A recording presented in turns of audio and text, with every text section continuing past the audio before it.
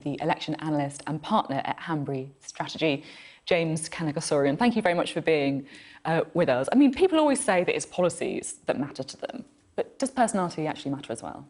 I think personality and how people think their leaders are credible is the key reason behind election results. I mean, there's been a lot of election surprises over the last 4 or 5 years. 2015, 2017 was a surprise, and 2016 obviously was. But a large amount of what explained the result of 2015 and 2017 were effectively the favourability and leadership ratings of Theresa May and Jeremy Corbyn in 2017 and the lead that David Cameron had over Ed Miliband in 2015. Interesting stuff. We can have a little look now at the current state of the parties.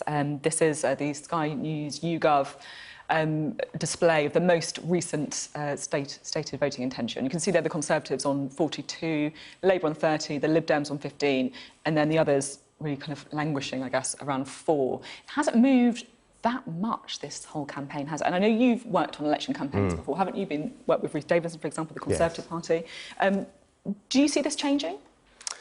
I think there's, well, a couple of things. First of all, for the first couple of weeks of the campaign, the polling has been quite stable. There's been broadly a couple of trends. The first is a consolidation towards the two main parties, so that's the Conservatives and Labour, so that's gone up. It's very similar to the 2017 election. The Lib Dems falling away slightly. Yes, exactly, and the Greens less so, but certainly the Brexit Party, for a number of reasons, is down from double digits since the beginning of the campaign.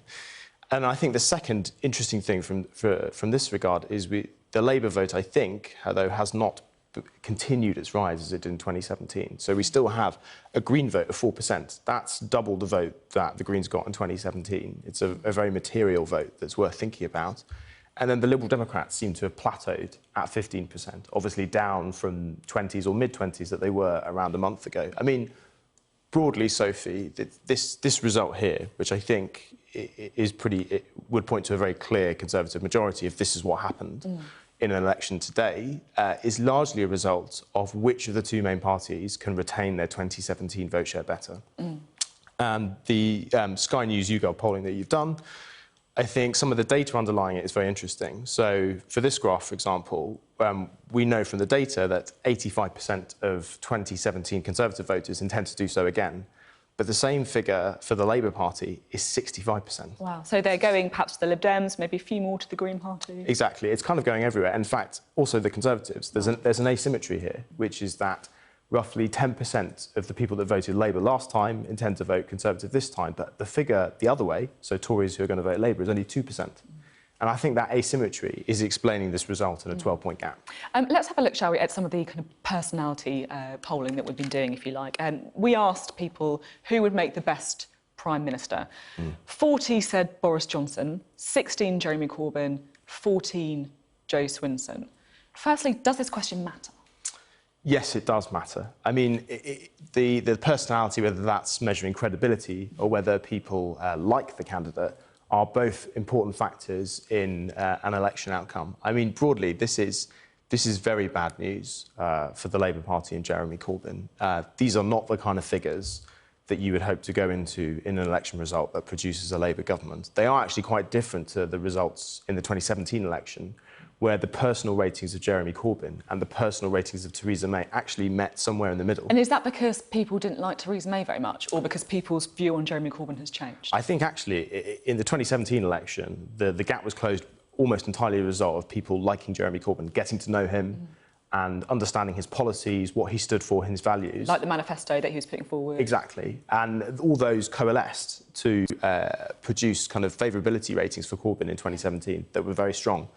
It's quite hard to reinflate a balloon. It's not great for Jo Swinson either, though, is it? And really, it's interesting because it feels like the Lib Dems have put her at the centre of their campaign. I mean, it's her face on the bus, it's her face on the leaflets. I mean, looking at this, was that a mistake? Yes. It's very interesting, the differences between the Labour campaign and the Liberal Democrat campaign. So the Labour Party know and understand Jeremy Corbyn's leadership ratings, but they also understand that a lot of the underlying policies and Corbynomics are actually quite popular. And therefore, their campaign is very much a triangulation between the two. The decision to make the Liberal Democrat campaign presidential is, I think, was probably unfounded in terms of the data. There's no evidence that Jo Swinson was particularly popular. Is that because people didn't really know her before this campaign started? That's precisely right. And as I've got to know her, she's become less popular. So I think if you track her favourability over time, the number of people that like her at the beginning of the campaign is the same as it is now.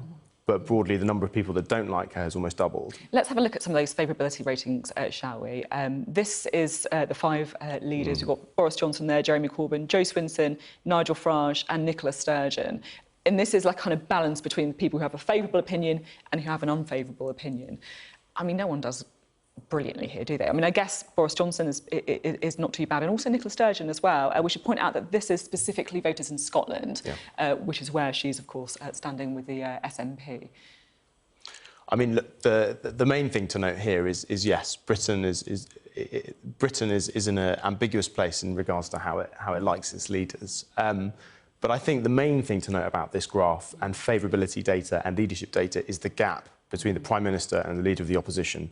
That is absolutely what drives the final outcome of an election, because 90% of seats are Conservative Labour seats at 2017 in terms of the challenges here. These negative ratings for Corbyn, I think, very much back up the double-digit lead that exists in the polls.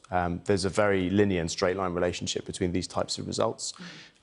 The Jo Swinson figures are interesting in that at the beginning of the campaign, her unfavourables were close to in the 30s, and effectively that's just grown over time. So we talk about people having good or bad campaigns, and actually you'd have to say the people who've had the worst campaign are the Liberal Democrats at this stage.